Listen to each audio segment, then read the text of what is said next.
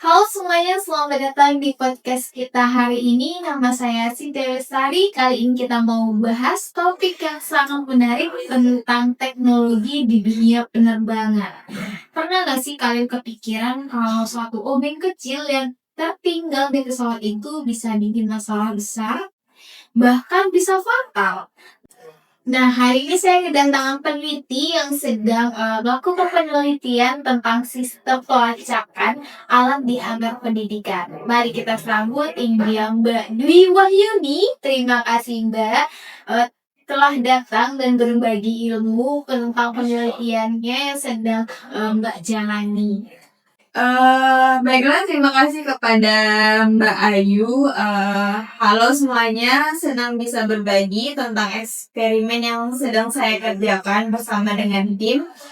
Jadi hari ini tuh kita akan bahas tentang sistem pelacakan alat yang ada di hanggar pendidikan penerbangan. Sistem ini tuh dia bakalan menggabungkan beberapa teknologi seperti sensor, kemudian sistem pelacakan, kemudian dan dashboard monitoring berbasis web. Tujuan dari sistem ini tuh sebenarnya sangat simpel. Jadi semua alat itu diharapkan dapat terpantau, tidak ada yang tertinggal di area pesawat yang bisa menyebabkan kemungkinan FOD. Dan yang paling penting itu alat tersebut itu tidak membahayakan bagi keselamatan di dunia penerbangan. Itu salah satunya. Jadi ada beberapa masalah yang saya temukan dalam penelitian ini. Yang pertama itu adalah pada saat kapten kos atau mahasiswa mau menggunakan alat tersebut atau rak vakum tersebut untuk praktikum, mahasiswa itu harus melakukan pengecekan bersama dengan storeman dan pengecekan itu dilakukan terhadap 143 alat. Apakah dalam kondisi baik, kemudian alat apa saja yang tidak ada, dan itu pun dilakukan secara manual di borang peminjaman.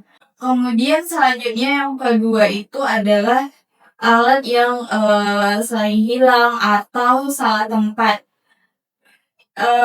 Ini tuh dapat menyebabkan buang-buang waktu karena kita harus melakukan pencarian secara manual.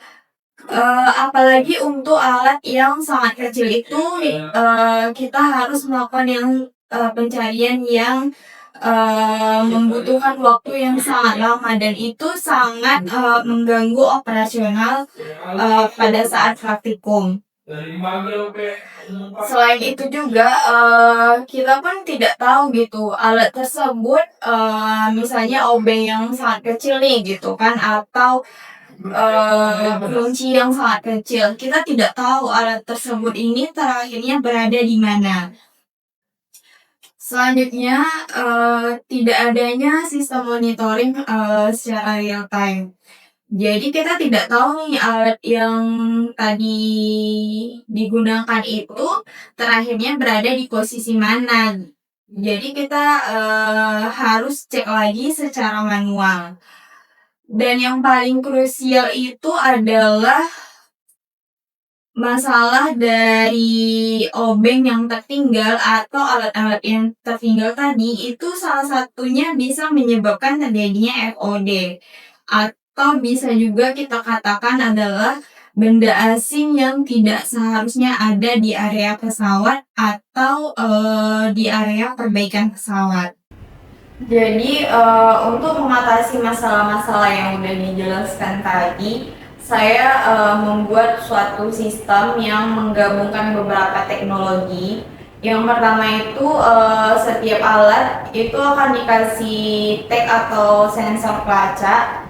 Tag ini tuh dia otomatis akan mengirimkan sinyal di mana posisi dari alat itu berada. Kemudian yang kedua ada gateway. Jadi gateway ini dia akan dipasang di area hanggar untuk menangkap sinyal dari tag-tag yang udah dipasang di alat tersebut. Gateway ini tuh dia seperti pendengar yang terus memantau keberadaan semua alat. Kemudian yang ketiga itu ada ISP32. Jadi ISP32 ini dia merupakan microcontroller yang akan memproses gitu, dimana memproses data lokasi dengan lebih akurat. Keempat, semua data itu akan dikirimkan ke server dan disimpan di database, lalu ditampilkan melalui dashboard monitoring berbasis web. Jadi petugas atau storeman nantinya bisa memantau dari komputer di mana alat mana yang sedang digunakan, kemudian di area mana, dan siapa yang menggunakan, semuanya ada di dashboard monitoring. Dan kemudian ada alarm yang berupa buzzer. Jadi kalau alat tersebut terdeteksi keluar dari area hanggar, buzzer tersebut itu akan langsung bunyi dan memberikan peringatan secara otomatis, dan juga akan menampilkan peringatan tersebut pada dashboard monitoring tersebut.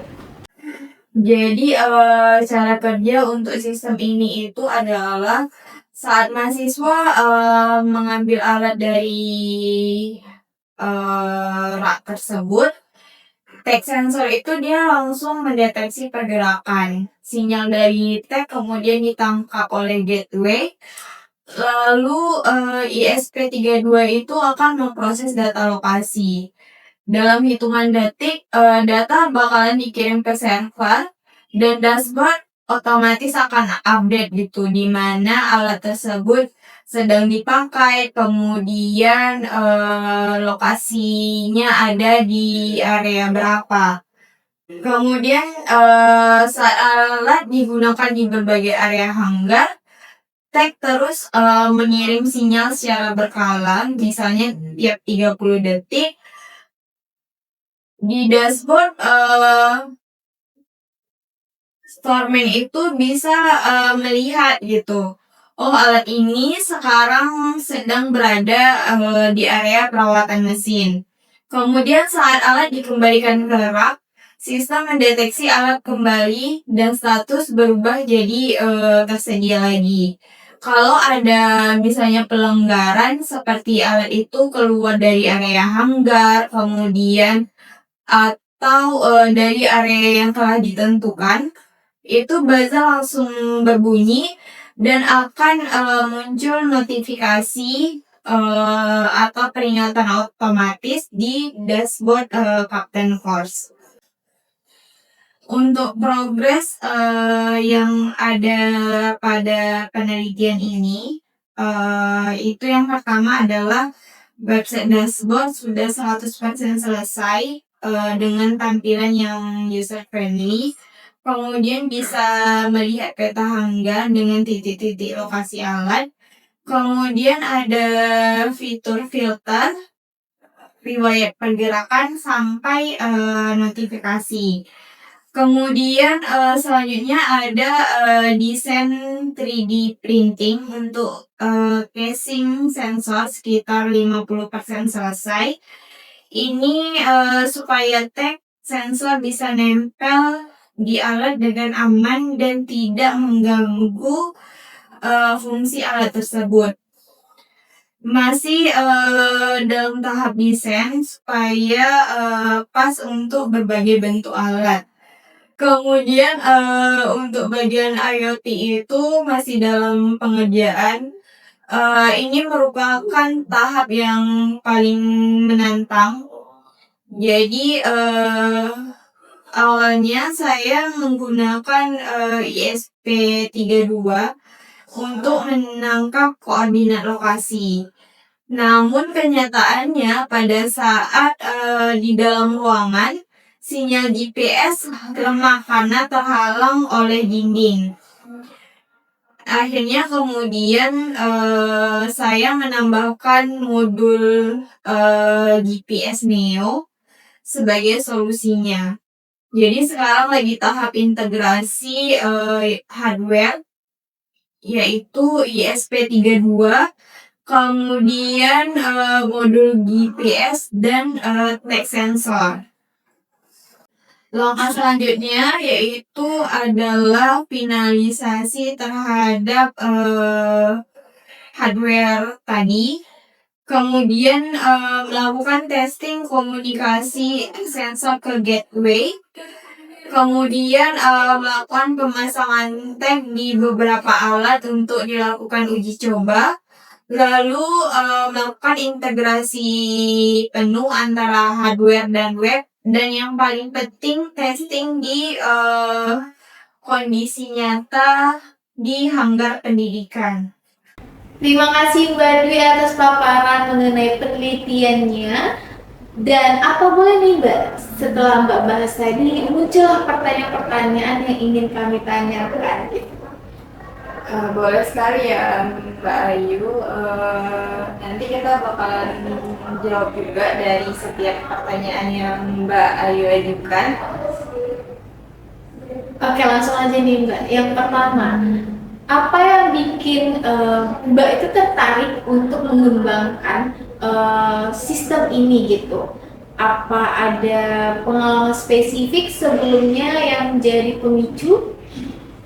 Oke, baik Mbak Siu, saya akan menjawab dari pertanyaan yang Mbak Siu ajukan tadi mengenai apa yang bikin tertarik untuk mengembangkan sistem ini gitu kan.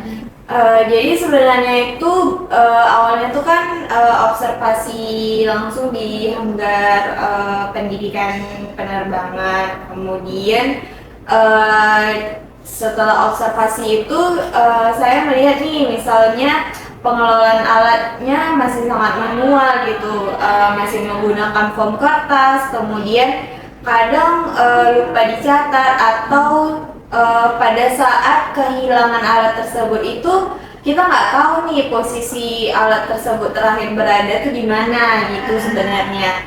Kemudian sebagai orang yang suka terhadap teknologi gitu kan, saya pikir ini masalah yang bisa diselesaikan dengan teknologi gitu. Jadi ini sebenarnya bukan cuma soal efisiensi aja sih Mbak, ada juga yang kita bahas di salah satunya tadi tentang keselamatan di dunia penerbangan gitu. Jadi sistem ini tuh bisa menjadi salah satu pencegah gitu kan untuk kejadian FOD atau satu kecelakaan itu bisa untuk dihindari gitu. Selain itu kita juga bisa menerapkan ilmu tentang IoT, kemudian sensor, kemudian pemrosesan data dan pengembangan web ke sesuatu yang punya dampak terhadap lingkungan nyata gitu. Baik Mbak Dwi, tadi udah disebutin nih beberapa kali mengenai itu FOD ya kan, tentang foreign object debris nih ya kan. Nah, buat yang belum familiar nih Mbak, terutama untuk orang yang awam yang belum paham sekali lah seperti itu, bisa dijelaskan nggak Mbak secara detail kenapa si FOD ini tuh sangat krusial sekali di bidang penerbangan seperti itu? Jadi FOD sendiri itu adalah benda asing yang tidak seharusnya ada di area pesawat gitu. Bisa di area hanggar atau bisa di mesin pesawat gitu. Terus untuk FOD sendiri itu dia ada banyak contohnya, bisa untuk alat-alat yang ada di praktikum tersebut, kemudian ada kabel, potongan alat, bahkan batu kerikil itu sendiri. Jadi kalau benda kecil ini misalnya nih benda tersebut tersedot nih ke mesin pesawat, itu banyak hal yang bisa terjadi. Salah satunya misalnya bisa mesin rusak, kemudian kepanasan, atau bahkan mesin bisa mati total. Jadi itulah yang menyebabkan misalnya kebakaran atau kecelakaan pesawat dan sebagainya. Jadi industri penerbangan itu dia memperkirakan FOD ini menyebabkan kerugian sekitar 13 miliar dolar per tahun gitu secara global. Ini belum termasuk dari potensi kehilangan nyawa akibat dari kecelakaan itu. Makanya di eksperimen ini gitu kita memastikan bahwa semua alat yang tadi ataupun semua alat tadi itu bisa mencegah dari dampaknya terjadi FOD tadi. Baik Mbak Dwi, mengenai sistem yang Mbak pakai nih di dalam penelitian ini, yaitu menggunakan real time locating system ya atau RTLS. Nah, bisa nggak sih Mbak jelasin kenapa RTLS ini lebih bagus dibandingkan sistem pelacakan yang lain gitu? Oke, jadi RTLS itu artinya real time locating system. Jadi sistem yang melacak lokasi alat secara terus-menerus dalam waktu nyata gitu kan. Jadi dia berbeda dengan barcode yang harus di-scan manual satu-satu, atau RFID tradisional yang cuma tahu nih alat ini cuma lewat di checkpoint aja gitu kan. Jadi RTLS ini dia bisa nge-tracking posisi secara terus-menerus gitu. Terus dia akan melakukan update setiap beberapa detik. Jadi di dashboard itu kita bisa lihat nih kunci atau obeng ini itu ada di area mana gitu kan. Terus sedang bergerak ke area yang mana, itu salah satu keunggulan dari si RTLS ini. Kemudian RTLS ini saya rasa sangat cocok untuk lingkungan dinamis seperti hanggar, di mana alat praktikum tadi yang terdapat di rak tersebut itu kan akan bergerak gitu kan, atau akan berpindah posisi misalnya dari satu tempat ke tempat yang lainnya gitu kan. Oke Kak Dwi, kita ke pertanyaan selanjutnya nih, masalah dashboard website nih. Dashboard yang kamu develop nih punya fitur apa aja sih, dan siapa aja yang bisa akses di dashboard itu nantinya? Oke, Mbak Ayu, kita bakalan bahas tentang fitur apa aja yang ada di web yang udah di develop nih gitu kan. Yang pertama itu ada visualisasi peta digital dari layout hanggar dengan menunjukkan setiap alat.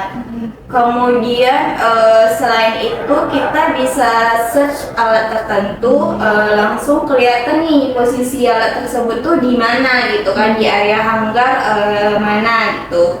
Kemudian selain itu juga ada riwayat pergerakan alat, misalnya kunci so ini pagi ini ada di area ini tuh gitu kan. Kemudian di jam berapa gitu kan alat tersebut pindah ke area yang mana kayak gitu. Selain itu juga ada notifikasi nih kalau misalnya ada masalah, entah itu alatnya keluar dari area batas hanggar, kemudian alatnya tidak lengkap dan lain-lain, itu juga ada notifikasinya.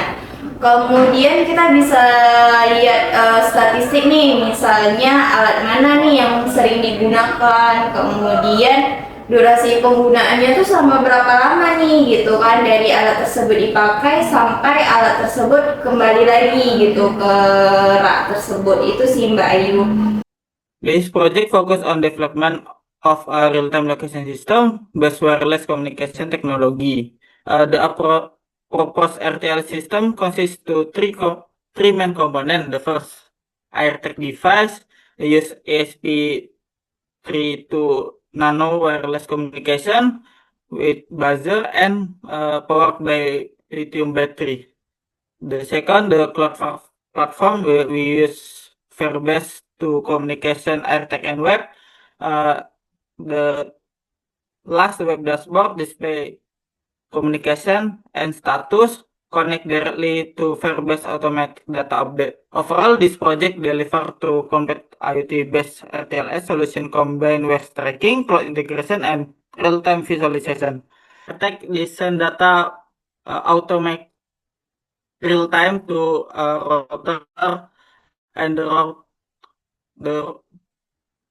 and they monitor in real time this the collecting data from the cloud Firebase. Okay, this is output front end. This is our UI design, and the front end we use JavaScript and Bootstrap. And so the backend is we use Golang and then Python for the backend. And then for the framework, we use Gin. Gin is a framework from Golang, and then Fast API, a framework from Python. Next.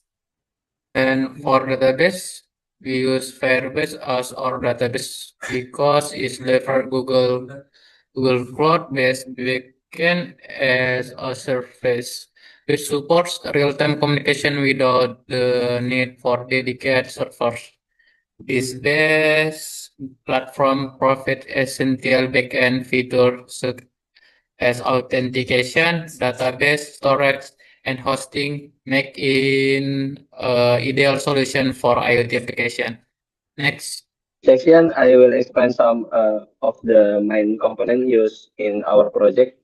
First, the ESP32 Mini, a Wi-Fi and Bluetooth-based microcontroller that functions as the brain of the system, managing communication and processing data from sensor and output.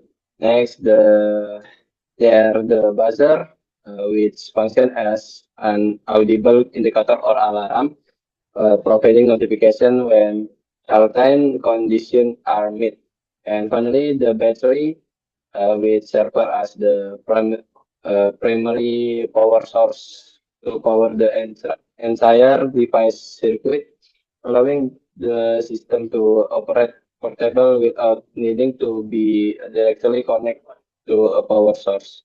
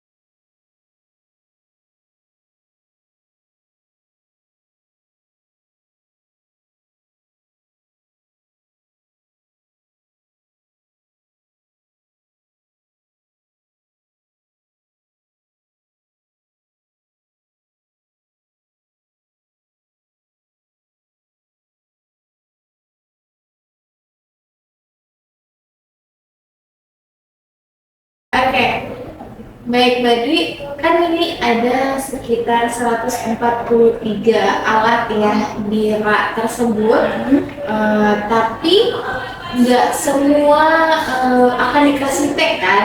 Nah, gimana pertimbangannya nanti dan apakah sistem bisa di-scale gitu untuk hanggar yang lebih besar seperti itu? Oke Mbak Ayu, kita lanjut ke mengapa misalnya dari 143 alat itu tidak semua gitu kan. Kalau berdasarkan dari prioritasnya gitu kan, kita mungkin bakalan memantau dulu nih misalnya dari segi ukuran. Jadi di rak vakum itu kan dia ada yang alat lebih kecil, kemudian kenapa alat kecil ini lebih diprioritaskan karena mungkin lebih mudah hilang gitu dibandingkan alat-alat yang lebih besar gitu kan. Selain itu kita juga ada menilai terhadap alat yang lebih mahal gitu kan, perlu dipantau lebih ketat atau lebih khusus lah gitu. Selain itu juga ada frekuensi pakai nih, jadi kan kita nantinya bisa tahu nih kalau misalnya alat ini tuh lebih sering digunakan gitu kan. Bisa jadi alat yang sering digunakan itulah yang bisa menyebabkan terjadinya FOD gitu. Alat yang dipakai di area kritis pesawat atau pada saat perbaikan pesawat tadi gitu. Baik Pak Nurdi, menuju di pertanyaan terakhir nih ya untuk penutup gitu. Apa tantangan terbesar yang kamu hadapi dan pelajaran apa saja yang paling berharga dalam penelitian ini gitu? Yang jadi tantangan yang paling sulit itu sebenarnya adalah integrasi hardware-nya nih Mbak. Kan di atas juga udah dijelaskan gitu kan, jadi koordinasi antara ISP32, kemudian modul GPS-nya, text sensor, kemudian gateway itu ternyata lebih rumit gitu.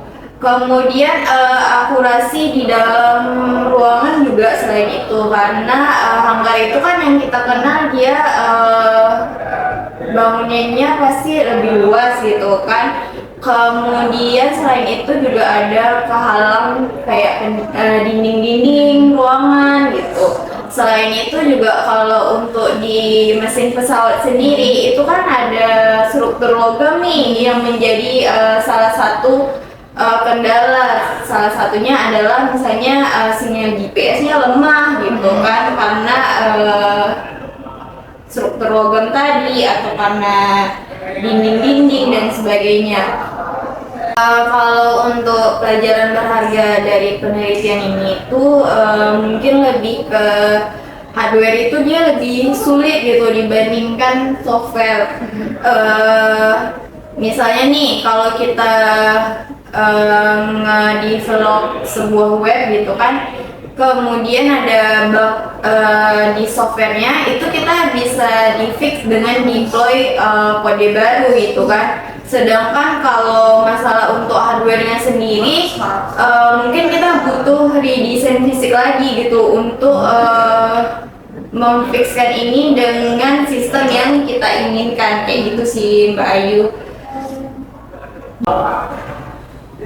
Baik Pak Dwi, dari awal sampai akhir di penghujung kita podcast hari ini sangat luar biasa sekali penyampaian dari Mbak Dwi dan juga paparannya serta penelitian dan ide yang sangat bagus sekali ya untuk di hanggar pendidikan penerbangan ya, untuk menciptakan sistem pelacakan alat untuk di hanggar pendidikan. Nah, semoga kami berharap Mbak Dwi dan para timnya yang lain bisa membuat alat ini sampai akhir selesai dengan tepat waktu dan juga keberhasilan yang ingin dicapai itu terrealisasikan dengan baik gitu ya.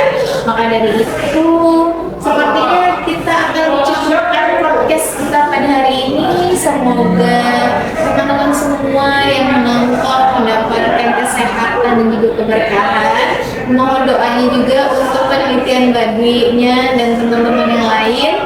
Semoga kita dapat bertemu kembali di podcast berikutnya. Kita akhiri. Wassalamualaikum warahmatullahi